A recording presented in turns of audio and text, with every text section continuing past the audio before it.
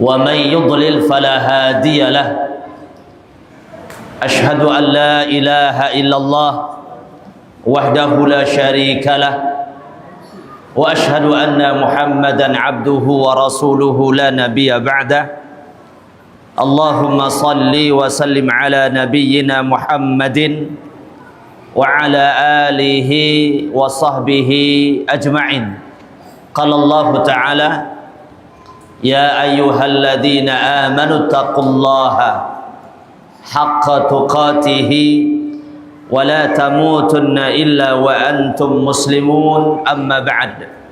Para jamaah yang dirahmati Allah, pada malam hari ini kembali kita akan melanjutkan kajian rutin membahas hadis-hadis yang berkaitan dengan keutamaan-keutamaan dalam agama Islam, yang mana pembahasan yang akan kita bahas pada malam hari ini adalah babul iman wal istiqamah, perkara yang berkaitan dengan iman dan istiqamah di atas keimanan tersebut.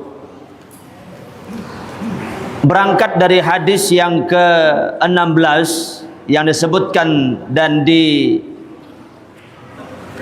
dicatat oleh penulis dalam kitab ini dari sahabat Sufyan bin Abdullah As-Saqafi radhiyallahu anhu.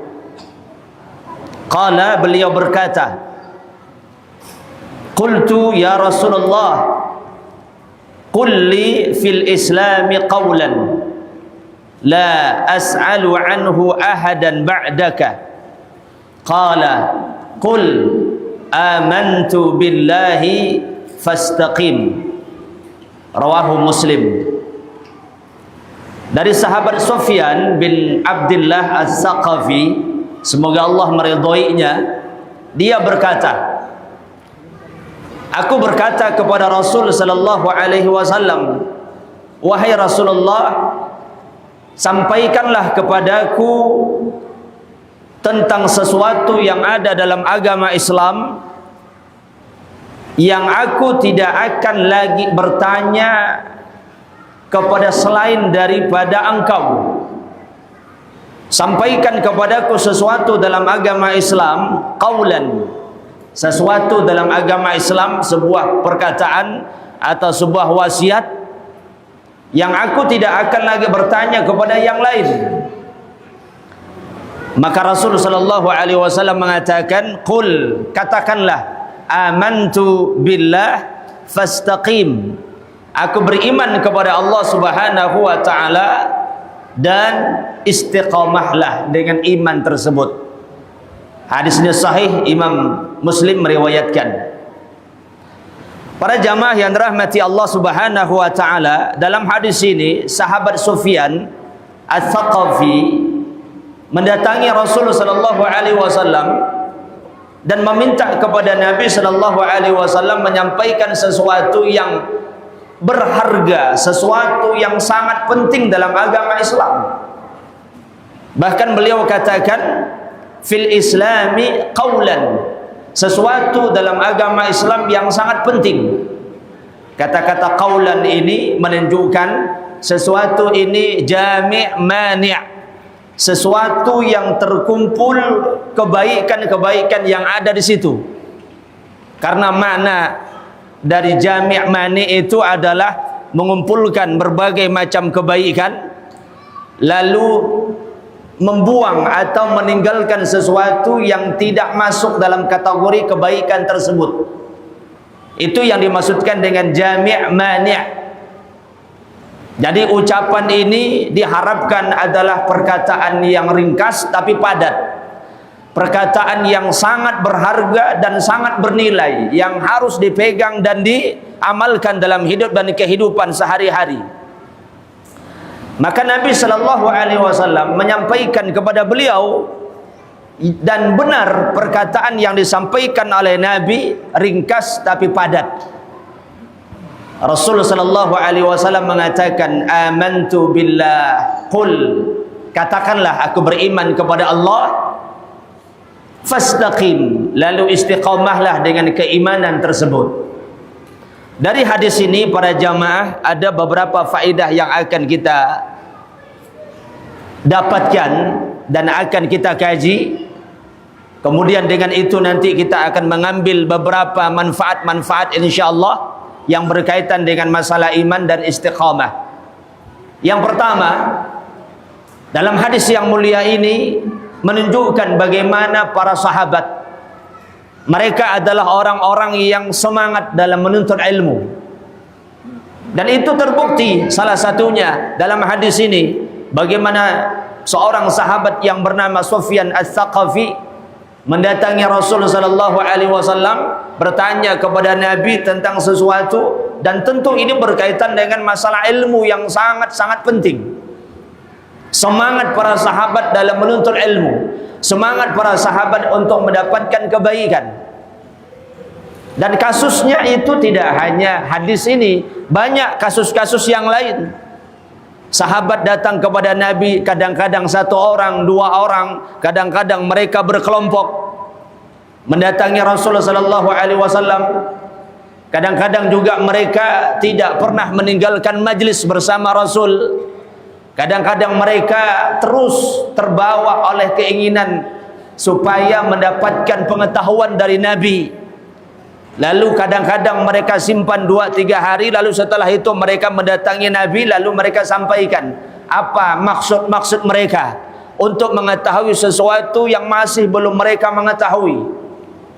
Jadi semangat mereka dalam menuntut ilmu para jamaah, dan ini perlu untuk kita ikuti, karena para sahabat itu uswah, teladan dan contoh kita yang Nabi perintahkan kita untuk mencontoh mereka. Ya, dan begitulah seorang ahli sunnah. Jadi ahli sunnah wal jamaah, mereka adalah orang-orang yang punya semangat dalam belajar, dalam menuntut ilmu agama, mendengarkan, menyimak, mempelajari wahyu Allah dan kalam-kalam Allah dan apa yang diajarkan oleh Rasul sallallahu alaihi wasallam. Dan bukan termasuk kebiasaan ahli sunnah malas dalam belajar. Ya, bukan kebiasaan seorang ahli sunnah, bukan kebiasaan yang baik, justru itu kebiasaan yang buruk. Karena kalau sudah tidak mau belajar, tidak mau menuntut ilmu, maka pasti nanti akan menimbulkan kerusakan. Dan kerusakannya adalah kerusakan yang besar. Karena itu Al-Imam Muhammad Ibnu Fadl, ya, Az-Zahid, beliau mengatakan bahwasanya agama ini bisa dirusak, agama ini bisa hancur, agama ini bisa tidak benar diamalkan dan dipraktekkan oleh manusia oleh 4 golongan manusia. Pertama adalah bagi mereka yang berilmu tapi tidak mengamalkan ilmunya. Rusak pasti agama disebabkan karena itu. Karena biasanya orang yang demikian, orang yang punya ilmu tapi tidak mengamalkan ilmu, biasanya itu jadi hujah. Biasanya itu jadi dalil oleh sebagian orang yang tidak punya kepedulian terhadap agama. Lalu dia mengatakan, tuh lihat si fulan, sudah lama dia mondok, sudah lama dia ngaji. Ataupun bahkan dia seorang ustadz, dia seorang kiai, kelakuannya masih begitu. Ya, akhirnya jadi hujah orang. Kalau dia saja seperti itu, ya aku ya mungkin kurang lebih itulah. Ngikuti dia. Ustadz aja gitu, kiai aja gitu, dan lain sebagainya. Jadi hujah. Ya, sehingga rusaklah agama disebabkan karena itu. Kemudian yang kedua kata beliau, ada orang yang beramal tapi tidak berilmu. Ini juga merusak agama. Semangat dalam amal tapi tidak memiliki ilmu, sehingga amalnya tidak didasari dengan ilmu. Kalau amal tidak didasari dengan ilmu, lalu apa yang dia amalkan? Apa yang dia praktekkan? Dan apa jaminan amalannya benar kalau dia tidak memiliki ilmu? Dan pasti akan terjadi amalannya rusak, atau amalannya mengada-ngada, atau amalannya mengacak-ngacak, membolak-balikan, kemudian berdasarkan logika, pendapat dan perasaan. dalam mengamalkan agama. Akhirnya rusaklah agama itu di tengah-tengah manusia. Ya. Kemudian yang ketiga, ada juga orang yang punya karakter yang juga merusak agama. Dia tidak memiliki amal, dia juga tidak memiliki ilmu. Amalnya tidak ada, ilmunya tidak ada. Ya. Dan ini kata ulama, dia seperti binatang, dia seperti hewan. Dan merekalah yang disinggung oleh Allah dalam Al-Quran. Hum kal an'am bal hum adall. Mereka itu seperti binatang ternak, bahkan lebih sesat daripada binatang ternak. Karena nyaris orang ini tidak punya manfaat hidup. Dia tidak memiliki amal, dia juga tidak memiliki ilmu. Jadi hidupnya untuk apa? Kegiatan hari-harinya apa yang bisa dipetik dari manfaat? Tidak ada sama sekali. Ya, jadi kehidupannya adalah kehidupan yang terhina. Ini rusak para jamaah. Ada lagi yang keempat, yang juga merusak agama, yaitu mereka yang menghalangi manusia dari ilmu. Sudahlah dia tidak belajar ilmu, apalagi mengamalkan ilmu, dia tambah lagi menghalangi manusia untuk belajar ilmu. Ya, dihalangi manusia untuk kajian, dihalangi manusia untuk mengilmui agama, untuk mempelajari kalam-kalam Allah Subhanahu wa taala. Bahkan sebagian difitnah, bahkan sebagian dibubarkan. Ya, apa kata ulama? Orang seperti ini adalah wakil iblis di dunia ini. Karena iblis tujuannya untuk itu, menjauhkan manusia dari hidayah. Bagaimana manusia itu takut dengan hidayah Allah? Bagaimana manusia itu supaya tidak ingin cinta dengan hidayah Allah Subhanahu wa taala dengan ilmu. Ya, dan begitulah yang diinginkan oleh setan, oleh iblis. Kalau ada manusia yang karakternya, kelakuannya seperti itu, maka dia wakil. Ya, sehingga dia menjadi pembantu setan untuk menjauhkan manusia dari kebaikan dan kesolehan. Jadi para jamaah yang dirahmati Allah, itu pelajaran bagaimana para sahabat punya semangat yang kuat dalam belajar ilmu agama. Kemudian yang kedua, di antara faedah daripada hadis ini, para jamaah yang dirahmati Allah, bagaimana sahabat Sufyan Ats-Tsaqafi radhiyallahu anhu bertanya kepada Nabi sallallahu alaihi wasallam tentang perkara yang penting. Perkara yang sangat penting yang menurut beliau sudah cukup. Penjelasan Nabi itu sudah cukup, tidak perlu penjelasan yang lain, tidak perlu ada kalam-kalam yang lain selain daripada Nabi. Ya, dan itulah yang dimaksudkan dengan pertanyaan berkualitas. Karena memang salah satu di antara cara atau thariqah untuk mendapatkan ilmu adalah kasratus soal, banyak bertanya. Tapi pertanyaannya pertanyaan yang berkualitas. Pertanyaan yang menambah iman, pertanyaan yang menimbulkan motivasi, pertanyaan yang membetulkan ibadah, pertanyaan yang memperbaiki kesalahan. Nah itu.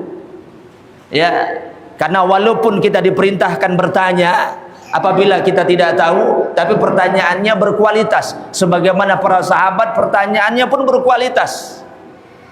Ada yang bertanya kepada Nabi, tunjukkan kepada amalan yang terbaik, tunjukkan jalan untuk menuju surga, tunjukkan sesuatu yang sangat penting dalam agama Islam. Ini pertanyaan-pertanyaan sangat baik. Dan kita pun bertanya seperti itu. Karena orang bertanya ini bentuknya macam-macam. Ya, tujuannya pun juga bermacam-macam. Ada yang pengen karena ingin tahu maksud dari bertanya tersebut. Ada yang tujuannya juga untuk ngetes ustadznya, atau ngetes sang pemberi materi. Ya, ada juga yang bertanya maksudnya adalah untuk menembak kawannya di sebelah. Ya, menembak kawannya di sebelah supaya nanti jawaban ustadz itu langsung kena ke dia. Karena dia sudah benci, karena dia sudah geram. Ya, udah tanyakan aja ke ustadz, nanti ustadz yang nembak dia langsung. Ya, pertanyaan para jamaah itu bagian di antara thariqah untuk mendapatkan ilmu. Kemudian di antara faedah yang lain, para jamaah yang dirahmati Allah Subhanahu wa taala, dalam hadis ini Nabi menjawab pertanyaan sahabat Sufyan Ats-Tsaqafi dengan perkataan yang ringkas tapi padat. Ya, yang diistilahkan oleh para ulama jawami'ul kalim. Perkataan yang ringkas tapi padat. Dan begitulah kalam dan kelebihan yang dimiliki oleh Nabi sallallahu alaihi wasallam. Kalau beliau menyampaikan nasihat, beliau menyampaikan sesuatu, kebiasaan beliau adalah perkataannya ringkas tapi maknanya dalam. Tidak bertele-tele. Ya, tidak ada basa-basi.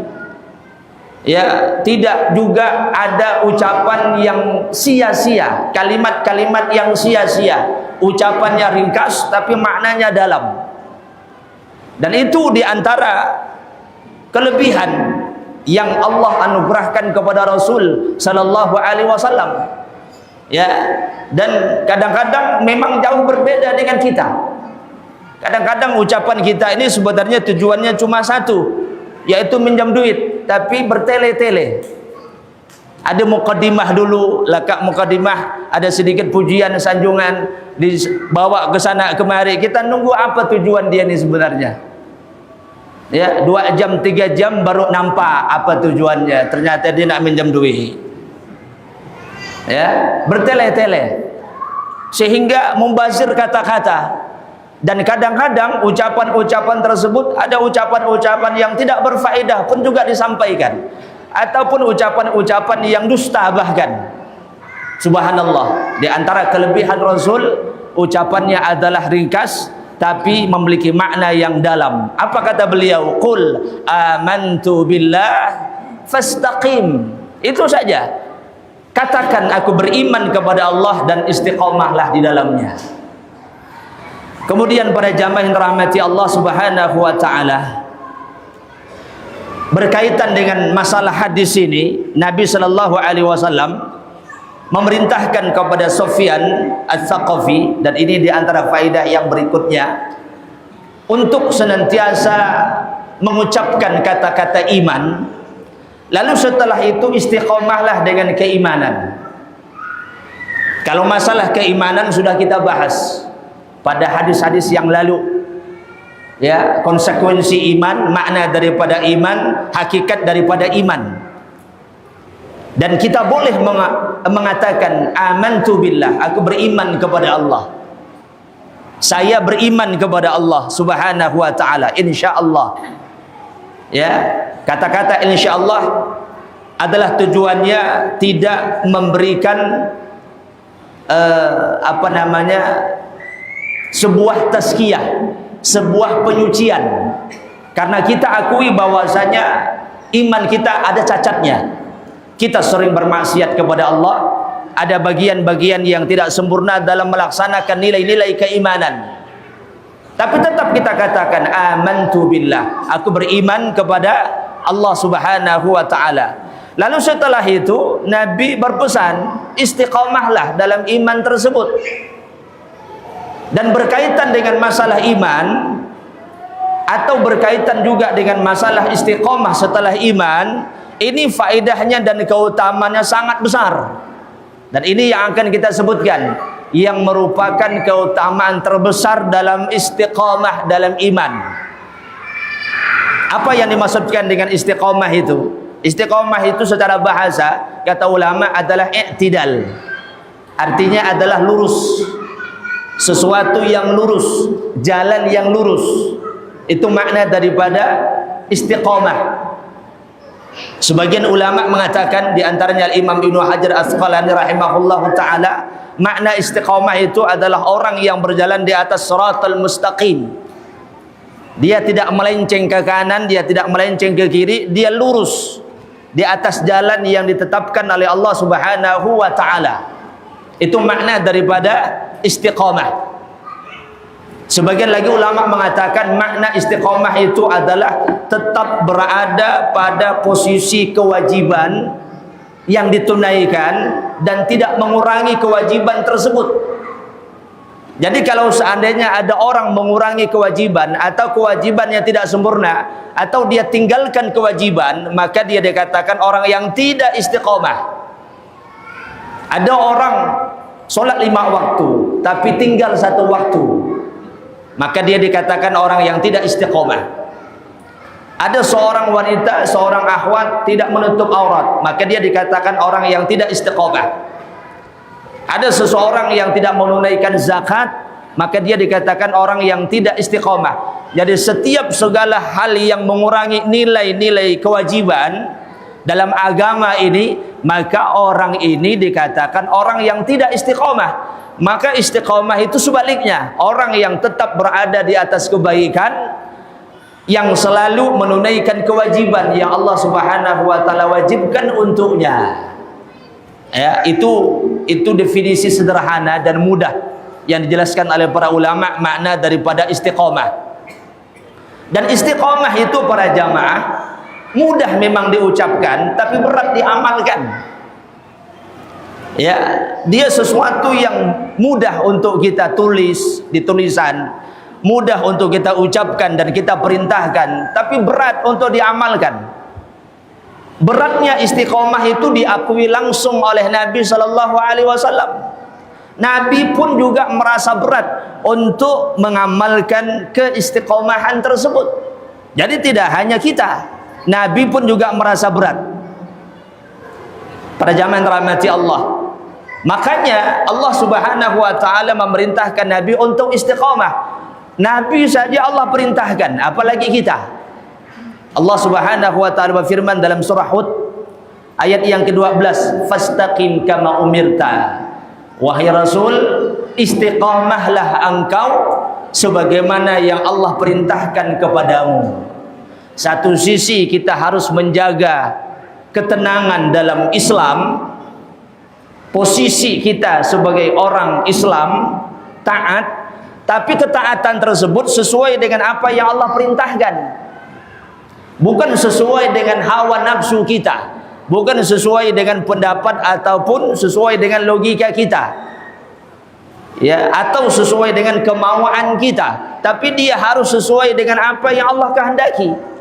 Itu yang membuat dia berat, ya. Maka tidaklah orang bisa menegakkan istiqamah kecuali atas rahmat pertolongan dari Allah Subhanahu wa taala. Nanti akan kita sebutkan di antara trik agar kita bisa tetap istiqamah di dalam kebaikan. Dalam Al-Qur'an Allah Subhanahu wa taala menyebutkan keutamaan yang sangat besar terhadap nilai-nilai istiqamah. Kita sebutkan di antaranya dalam surah Al-Ahqaf ayat yang ke-13. Allah Subhanahu wa taala berfirman, innal ladzina qalu rabbuna Allah tsumma istaqamu la khaufun 'alaihim wa la hum yahzanun. Kata Allah Subhanahu wa taala, sesungguhnya orang-orang yang mengatakan Rabb kami adalah Allah, Tuhan kami itu adalah Allah, itu nilai keimanan, nilai pengakuan bahwasanya Rabb kita itu adalah Allah Subhanahu wa taala. Tsumma istaqamu, kemudian mereka istiqomah dengan itu. Apa keutamaan yang mereka dapatkan? La khaufun 'alaihim wa la hum yahzanun. Mereka tidak akan dihinggapi rasa takut dan mereka juga tidak akan bersedih hati. Mungkin sebagian kita berfikir, apakah cuma itu keutamaan istiqomah? Lalu kita mengatakan ternyata tidak seberapa. Na'udzubillah. Ya. Dalam ayat yang lain, di antaranya dalam surah Fussilat ayat 30, Allah Subhanahu wa taala berfirman, innal ladzina qalu rabbuna Allah tsumma istaqamu. Sesungguhnya orang-orang yang mengatakan Rabb kami itu adalah Allah lalu dia istiqamah. Ya, lalu Allah mengatakan tatanazzalu alaihimul malaikah, lalu turunlah kepada mereka malaikat, kepada orang yang istiqamah tersebut. Ala khaufu alaihim wa la hum yahzanun. Ya la takhafu wa la tahzanun. Janganlah kalian merasa khawatir dan janganlah kalian bersedih hati. Wa abshiru bil jannah allati kuntum tu'adun, dan berikanlah kabar gembira kepada mereka dengan syurga, yang mana syurga itu adalah sesuatu yang telah dijanjikan untuk mereka. Para jamaah yang dirahmati Allah, mari kita lihat ayat yang mulia ini. Jangan kita anggap remeh keutamaan daripada istiqomah. Allah Subhanahu wa taala sebutkan di situ, tatanazzalu alaihimul malaikah, akan turun kepada mereka malaikat.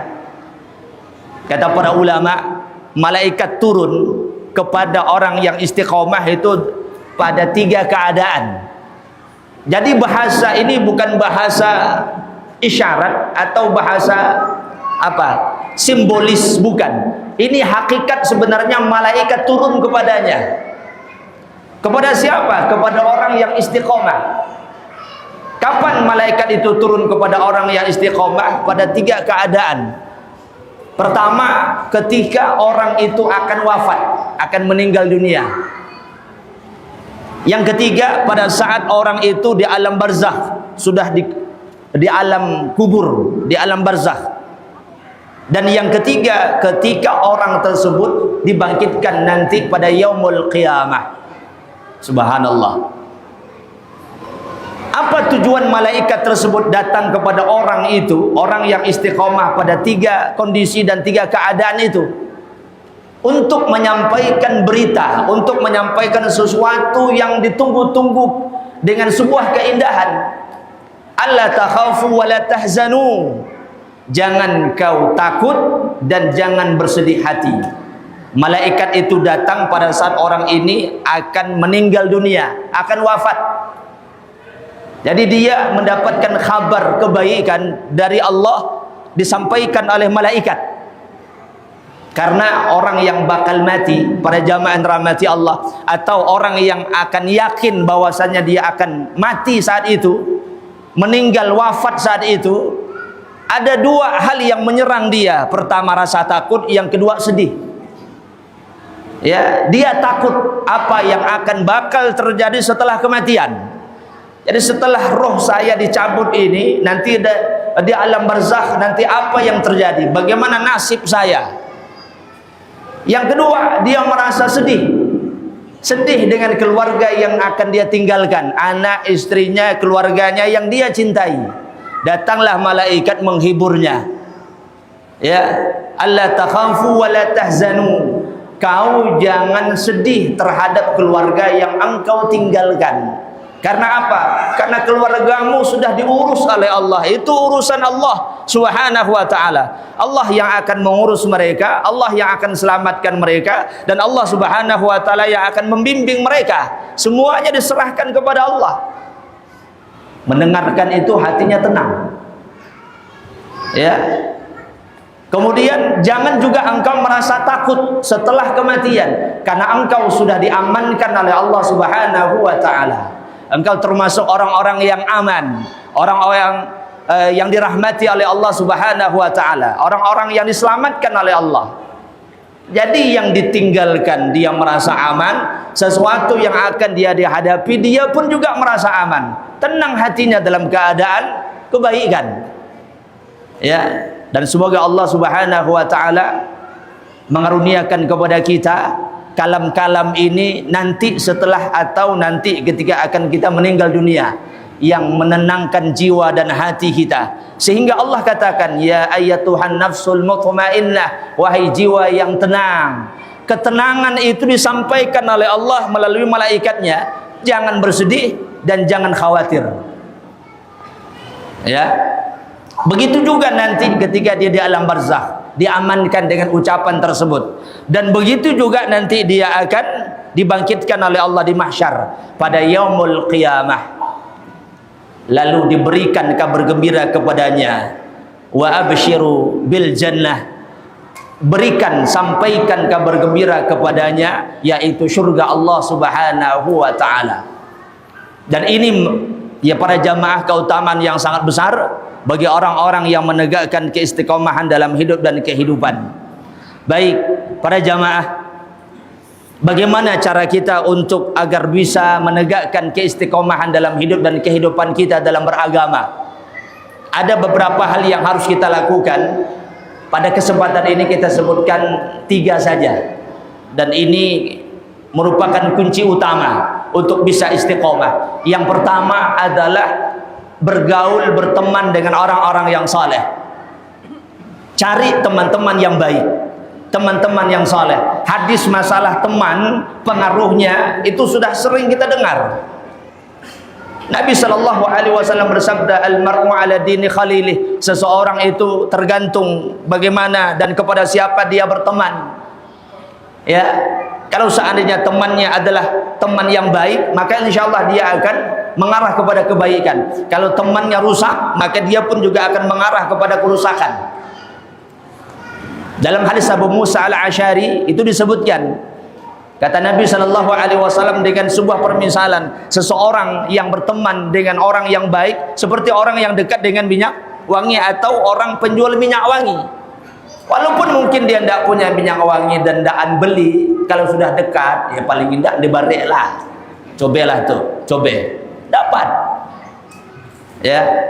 Tapi seseorang yang berteman dengan orang yang jelek, seperti orang yang dekat-dekat dengan pandai besi. Ya, memang dia bukan tukang besi, tapi asapnya kena, baunya kena, batuk dia dan lain sebagainya.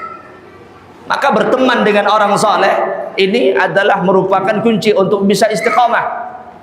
Karena berteman dengan orang soleh, kata ulama, itu seperti kita berteduh di bawah pohon yang rindang. Pohon yang rindang plus berbuah. Ya, kalau kita berteduh di bawah pohon tersebut, ada 3 faedah yang kita dapatkan paling tidak. Pertama adalah kita akan terlindungi dari berbagai macam bahaya. Dari atas, entah itu kotoran burung segala macam. Ya. Karena kita berteduh di bawah pohon yang rindang, selamat dari kotoran burung umpamanya.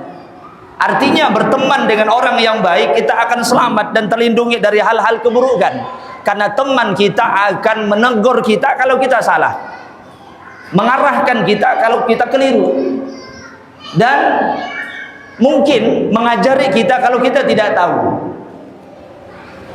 Ya, yang kedua para jamaah, berteduh di bawah pohon yang rindang itu menyejukkan hati. Artinya kondisinya sejuk, nyaman. Kondisi panas, ada pohon yang rindang, kita berteduh di situ, keadaannya nyaman. Artinya berteman dengan orang yang soleh menenangkan hati. Karena selalu diingatkan kita syukur atas nikmat Allah. Berzikirlah banyak-banyak, sabarlah dengan ujian dan lain sebagainya. Tapi kalau kita berteman dengan orang-orang yang jahat, kita dibawa kepada hal-hal kejahatan. Ya, atau orang-orang pencinta dunia. Kita tidak bisa gapai dunia itu, dia bisa. Lalu dia cerita dunia dari awal sampai akhir, kan pusing kepala kita. Ya, dia ngomong ini sekian banyak, aku dapat 1 miliar, aku dapat 2 miliar, untungku ini, usahaku di sini. Kita 20.000 pun payah. Dengarkan 2 miliar, 3 miliar, makin pusing. Subhanallah. Berteman dengan orang-orang yang saleh menyejukkan hati. Ya, bahkan kadang-kadang belum dia ngomong, lihat dia sudah ingat akhirat kita. Sudah ingat akhirat, masya Allah orang ini. Ingat kita masjid, ingat kita dengan kajian-kajian ilmu, majlis ta'lim. Indah. Dan yang ketiga, berteduh di bawah pohon yang indah. Kalau dia berbuah, kita bisa ambil buahnya. Artinya, berteman dengan orang soleh, kalau dia punya ilmu, kita bisa raih ilmu manfaat darinya. Manfaat yang sangat besar. Baik, itu yang pertama. Yang kedua adalah yaitu selalu menghadiri majelis ta'lim, kajian-kajian ilmu. Itu kita hadiri, lalu kita senantiasa aktif. Karena majelis ta'lim itu cas hati para jamaah, cas hati. Bagaimana kita akan bisa tetap istiqomah di atas kebaikan kalau hati kita ini ngedrop dan kita biarkan dia ngedrop dan tidak kita cas? Ya samalah dengan HP kita. Kalau tidak dicas secara rutin, yang ngedrop, lama-lama dibiarkan soal, lama-lama sudah tidak berfungsi lagi. Harus dirutinkan untuk dicas terus. Salah satunya adalah dengan majelis taklim. Para sahabat saja, ya, di antara kisah yang menarik Hanzalah, sahabat Hanzalah radhiyallahu anhu. Oh, dasar. Ya, para jamaah kita cukupkan. Insya Allah nanti kita lanjutkan pada pertemuan akan datang. Nah, kisah itu ya supaya apa? Supaya ditunggu-tunggulah ya. Ya, barakallahu fikum, kurang lebihnya mohon maaf. Wassallallahu ala nabiyyina Muhammadin wa ala alihi wa sahbihi ajma'in. Subhanakallahumma wa bihamdika asyhadu an la ilaha illa anta astaghfiruka wa atubu ilaik. Assalamualaikum warahmatullahi wabarakatuh.